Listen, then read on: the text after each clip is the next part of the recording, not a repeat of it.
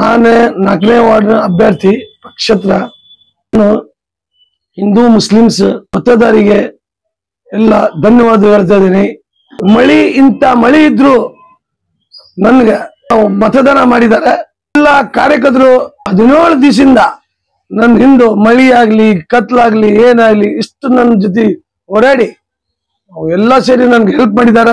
ಅವ್ರಿಗೂ ಸಲ ನಾ ಧನ್ಯವಾದ ಮಾಡ್ತೇನೆ. ಧನ್ಯವಾದ.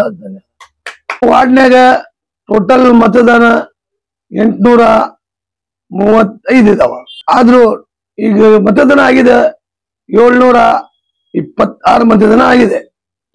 ಆದ್ರೂ ಚೆನ್ನಾಗಿ ಮತದಾನ ಆಗಿದೆ. ಆದ್ರೂ ನನ್ಗೆ ಗೆಲ್ತೇನೆ ಅನ್ನೋಂತ ಭರವಸೆ ಇದೆ.